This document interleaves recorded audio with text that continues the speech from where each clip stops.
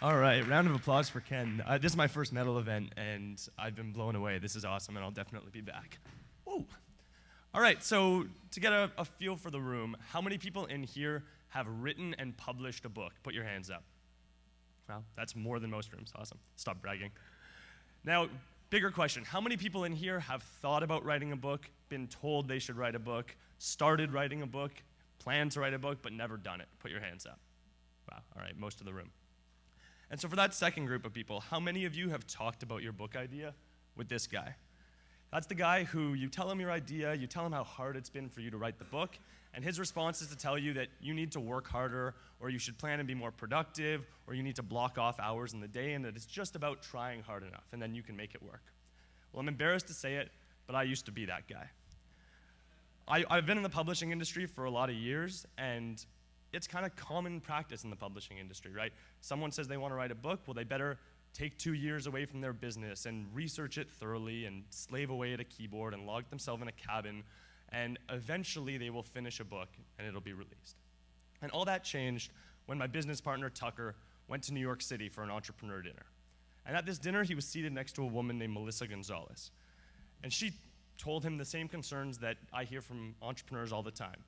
I have a great book idea. People tell me I need to write it, but I'm too busy. I'm running my business. I don't have time to sit at a keyboard and write it. What do I do? And so Tucker, similar to what I would have done, gave her our standard lecture, right? Writing is in the word writing. You need to do it. Block off the time, make it happen, and that's all there is to it. And Melissa didn't take that very well. She said, listen, I'm an entrepreneur, and I solve people's problems. Are you going to lecture me about hard work, or are you going to solve my problem? And so Tucker came back to Austin, and we were kind of obsessing over this problem. How do we help Melissa create a book, the book that she deserves, without her having to take time away from her business? And we came to a kind of obvious realization that a lot of the greatest thinkers in history had actually never written anything down themselves, right? People like Socrates, Buddha, my favorite example, Marco Polo, who went and traveled Asia, didn't write any of it down, fortunately went to jail when he got back to Europe and told his stories to his cellmate who wrote down the travels for him.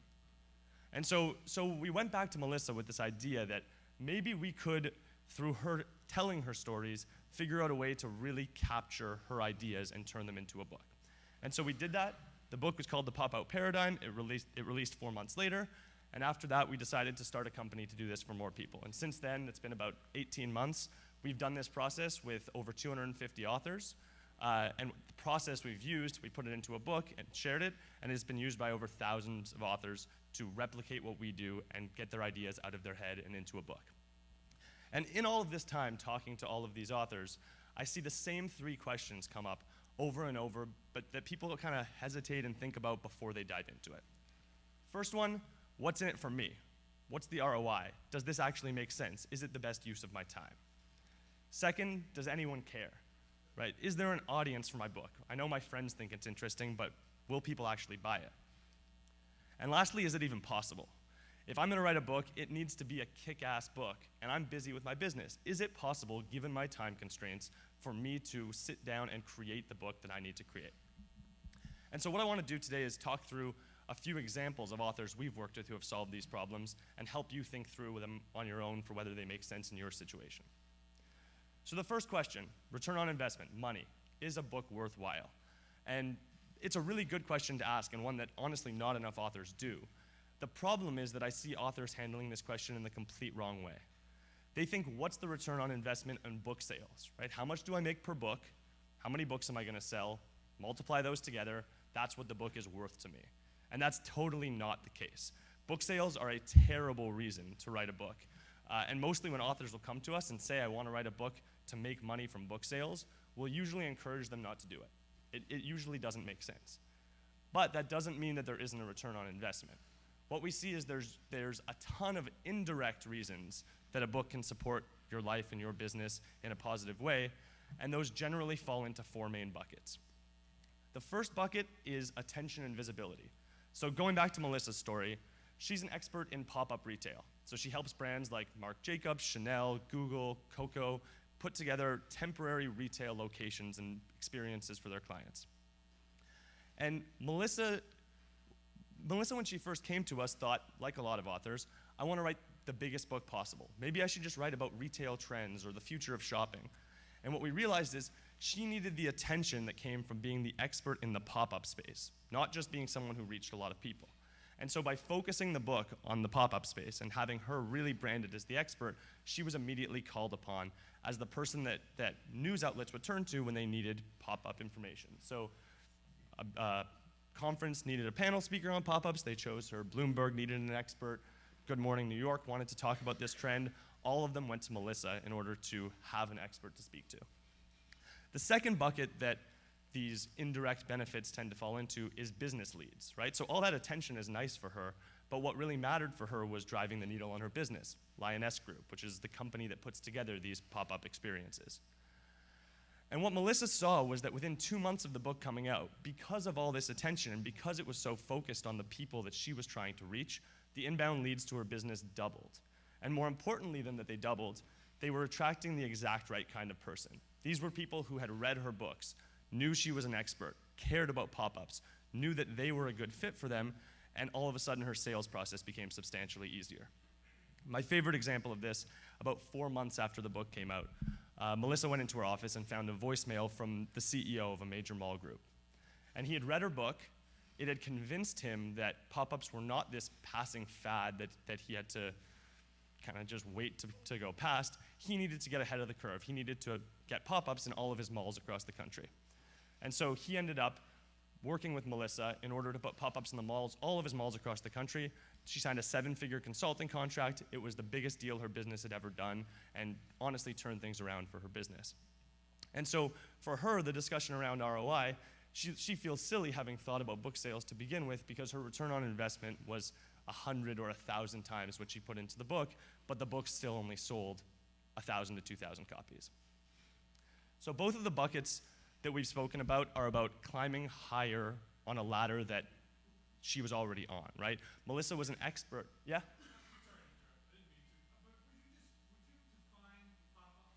Yeah, sure. Sorry about that. So a lot of brands these days are wanting to do something cool and unique in retail, and so they'll put together like a 20 to 30 day kind of something that's weird enough and strange enough that they would only do it for a short period of time, but that's really focused on customer experience. So a store where you tweet to buy things, or a store where celebrities come in and help you with the shopping, things like that really bolster customer experience. Make sense? So both of those are about her becoming better known in her space. What books are also really good for is to pivot in a new direction. So this is Simon Dudley. He was the head evangelist at a company called Lifesize, a teleconferencing company. And what he found as he was talking about how this industry is that he really thought the industry was dying, right? He could see that technology was changing, right? Skype and Zoom and all these services were coming along. No one wanted the big teleconferencing software. And he could see that there were parallels in other industries, right? Netflix and Blockbuster, or the wagon wheel when cars came around. And that chronically businesses would not stay ahead of this curve and would try and hold on to their ideas and would end up going kind of tanking. And so he wanted to get out of his business and get into coaching and speaking to businesses around how to stay ahead of these curves when big tech changes were happening. The problem, obviously, was he couldn't just get into this business, right? He had no credibility, he wasn't known as an expert in this, and he knew he had 18 to 24 months ahead of him in order to build that credibility and do free work and make that happen. So instead of doing that, he decided to start the company, and he wrote a book called The End of Certainty. And that broke down his ideas around how companies need to be looking for technological changes that are going to impact them, and then what they should do once they find those changes to stay ahead of the curve. And because he had this book that held all of his ideas in one place and that kind of demonstrated that he was an expert, he was able to set up his first speaking gigs and coaching and consulting gigs before he even left his job and transitioned seamlessly into this new career. The fourth bucket, so all three of these have focused on business goals, but books can obviously serve personal goals too. So this is Khalil Rafati. He's actually a local guy in LA. He runs Sun Life Organics. And so when he came to us to do a book, it had nothing to do with the juice bar or the yoga studios that he runs. It was about the years he spent as a homeless heroin addict And he had gone on a podcast to talk about his story and was flooded with people who were talking about how much it had inspired them and changed their lives.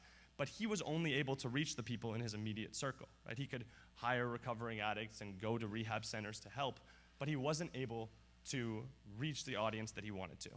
And so we wrote a book called I Forgot to Die with him, and already he's been able to reach a far bigger audience than he would have directly. Oh, going back. Yeah, we did. Yeah, and the book's amazing. I'm really excited about it. And so all of that is focused on the personal return on investment. But what you can see from Khalil's story is a lot of the motivation to write a book isn't just about the selfish reasons. It's about helping other people and getting the story out to more people. One of the most exciting things for Khalil is that rehab centers have started stocking copies of his book because of the impacts it's had on recovering addicts. And for him to be able to see that his book is immediately making an impact on the kinds of people he wants to help is a much bigger thing for him, honestly, than the desire to share his story. And so what a lot of people say when we talk about this is, that's great, but Khalil has this crazy story. I don't have a story like that. This doesn't matter to me. And I'd argue that that's not the case. I think what I've seen through these conversations is that a lot of professionals chronically underestimate the value of what they know. Right? Have you ever had a conversation where you're just talking about the same stuff you talk about every day, but the person you're talking to, their mind is blown because this is new to them? And so my favorite example of this is Dr. David Kashmir, a surgeon that we worked with. And so he came to us, and like Melissa and like a lot of other authors, his motivation was, I want to write a book that sells really well. What should I write it on? And we were thinking through the topics, and he knows everything. But the challenge is that most people don't really want to read a book about surgery, right? You think about surgery, you think about this, and it doesn't sound exciting or like something that you want to read in your spare time. But what we realized through talking through things with him was that there was this glaring hole in the world of surgery. Surgeons would come out of medical school completely well-trained on how to actually perform surgery. They knew absolutely nothing about how to run their medical careers. So they wouldn't know how to get a job, how to negotiate a salary, how to decide where to work, any of that. And so what he realized was that he was able to solve this problem, right? 40, 50-year-old surgeons, they know all of this, but it's just accepted that the 20 and 30-year-olds need to learn it for themselves.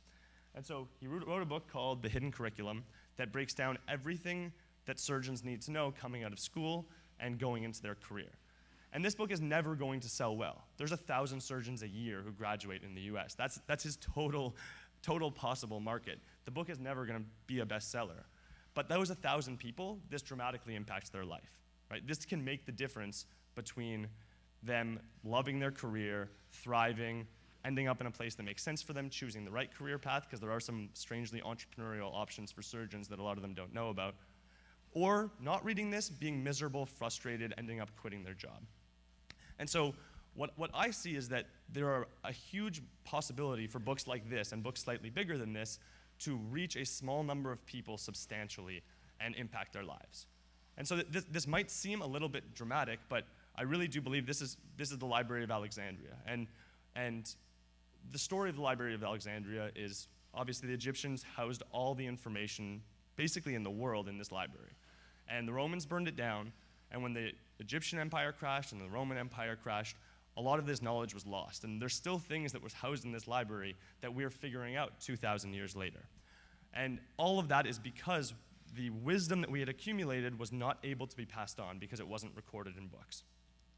And what I see happening today, obviously we're not physically burning libraries, but in my mind, libraries are burning down every day when people like Dr. Kashmir say, there's not a big market, it's going to be too much work, I'm just not going to write the book. And the wisdom that he spent his life accumulating is lost and needs to be relearned by the next generation. And I don't blame people like Dr. Kashmir for feeling like that, right? The book writing process can be very frustrating. I mean, look how many, this is a pretty high achieving group, how many people in this room have thought about writing a book but not done it? And for those of you who have done it, I bet you didn't really enjoy the process. And so what I want to do is walk you through the process we've developed. It can get pretty detailed. We wrote a book that breaks it all down so that people can copy what we do step by step. There are some kind of forms that were going to be passed out, but you can just write your email on them and I'll send you a copy of the book for free. But what I want to do here is just give a really high-level overview of what that process looks like, show you how simple it can be, and drill into a few specific details that are really important. So this is the book. Writing a book, the way that we do it, is a 5-step process. First step is positioning. And this is really important. This is the piece that every author gets wrong. Authors will sit down, write their whole book out, and then say, who's this for? And if you can think through who it's for first, it informs everything else.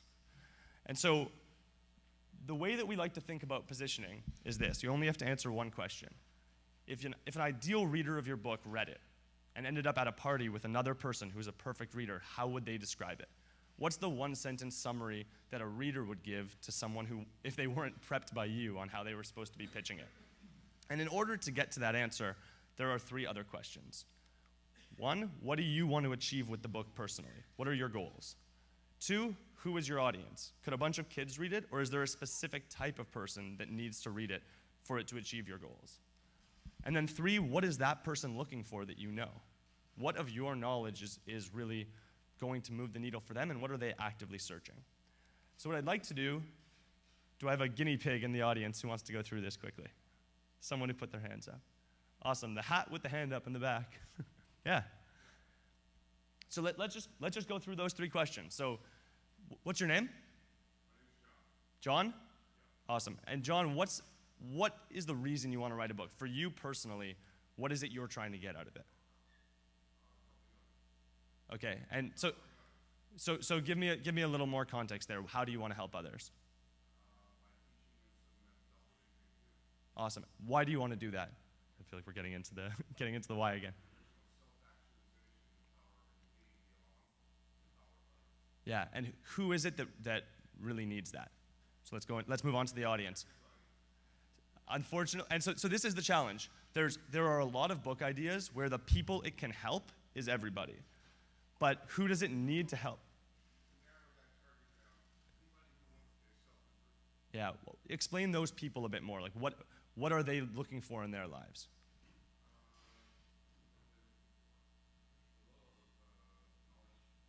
Awesome. And what are they, so that person reads the book, what are they going to get out of it? What is it they're looking for that the book solves? Awesome. Give a round for John. And so you see, if we go back to this example, those obviously we would want to go a lot deeper in those questions, but it becomes very simple that you have someone in this room talking to someone else in this room saying, things just aren't quite going right, I'm having some challenges, I don't know what the next step is. You've got to read John's book. It walks through a process that you can use over the course of 21 days to manifest what you need in your life. And if you can get that message really drilled down to the point that a reader can absorb it and repeat it easily, that makes all the difference, because you can't market a book enough to make it successful. It's $10. There's no marketing budget that makes it work. It needs to spread by word of mouth to be successful, and so that message needs to be clear. The second phase is outlining. So once we have the message clear, what we do is break that down into about 15 pages of very point-by-point bullet notes that cover all the ideas you want to talk through in the book.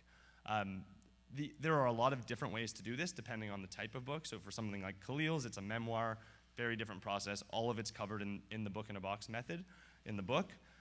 But for most business books, it's actually pretty straightforward. If you do any coaching and consulting, look at the process that you use to take someone from the beginning state that they're in to the end state that they want to be in. And that is likely the flow that makes sense for the book. And so what I would do is imagine you just sitting across from someone who's in that ideal audience, and you say, great, that you're in this setting, what's the first step you need to take? What's the first thing you need to understand?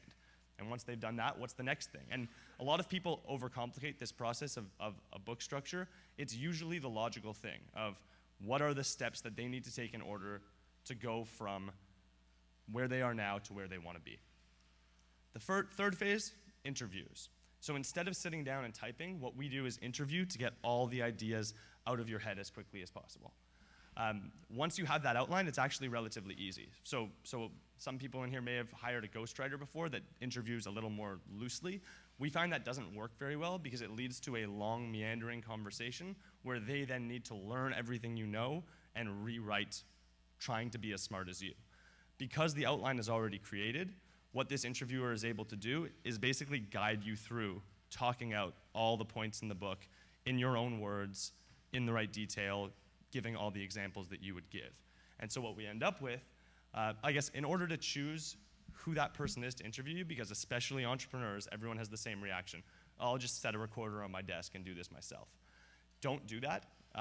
When you're talking to a recorder, you will try to speak eloquently and perfectly. You will rush too much. Having another person to work with allows you to be conversational and get the ideas out in the way that you should.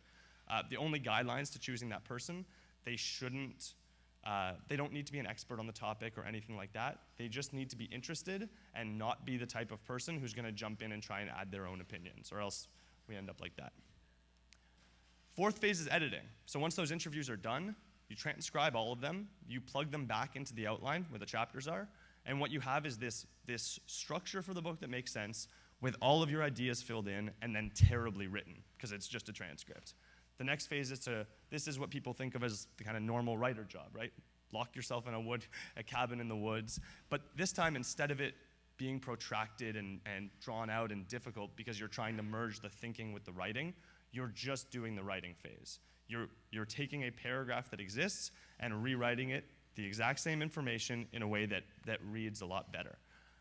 We always have trouble naming this because it really is more work than editing, right? You do need to rewrite it, but it's a lot less work than writing because you never have that thought of what do I write next. It's sitting there waiting for you, and your job is just to craft it.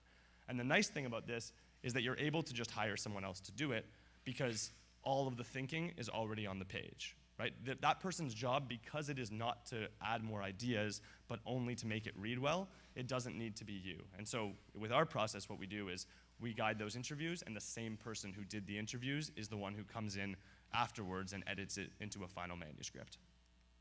The last phase is publishing.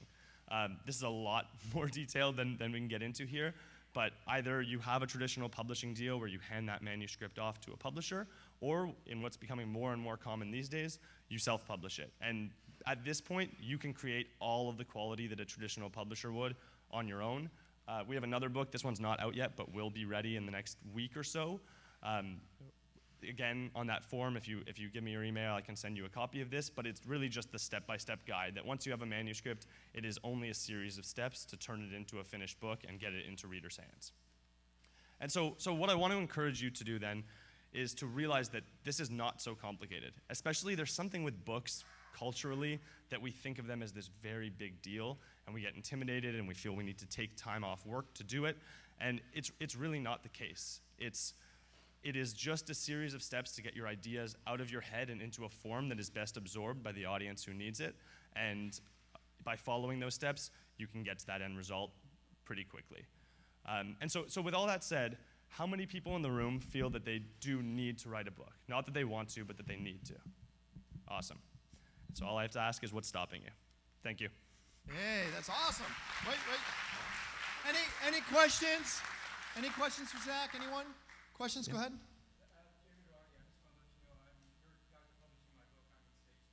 Oh, awesome.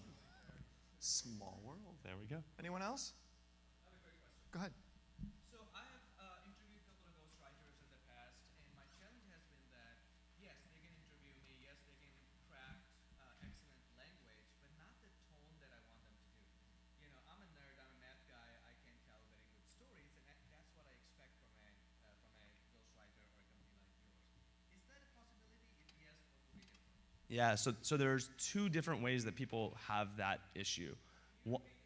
Yeah, my mistake. So the question is, he has no concern with ghostwriters being able to write well, but whether they're going to be able to capture his tone is his concern.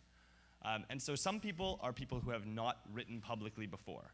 In that case, honestly, using a process like this is actually better to capture your tone than writing it. A lot of people's writing doesn't really reflect the way they talk and tell stories. And if you're really working from a transcript of you in the moment in conversation speaking, a lot of the verbal tics and ways that you express things and tone comes through really well. The time it's more of a challenge is if you've written a lot publicly before, and then it requires some art on the part of the writer in order to try to match that. And most of the time, writers are pretty able to take a sample of examples and do that, but sometimes it's really tough. Anyone else? Go ahead. I'm in the last stage. I'm in the editing process, and I have legal issues with libel. And you offer services that will go through and find out if I'm liable. We do not. We have a lawyer that we use for all of that. His name's Eric Raymond. If you just email me at Zach@bookinabox after, I'll introduce you to him. For a full book, it usually costs him $1,500 to $3,000, and he'll do the full legal reading. Last question, one here. We charge 20 grand. And so what we do, the whole process from start to finish takes about 5 months. And so we charge 4 grand a month over the 5-month period. And when the book's out, we take none of the rights and royalties. The author owns all of it. 100%. I really appreciate you coming up. And hopefully spend some time here. I want to thank Zach and his team for putting a great presentation together. I want to thank everyone. Hey, by the way, is Eric Brunman here? Where are you? Eric's just coming in from the UK. He's been outside the United States for about 10 years. And he's an amazing guy. He understands the finance side. He understands Europe well. Connect with Eric. He's a cool dude.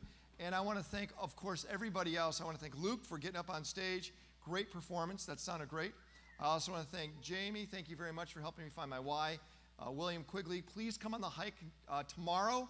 And see you at Metal next week. Thanks a lot, everyone. Thank you very much. Have a nice night. Bye.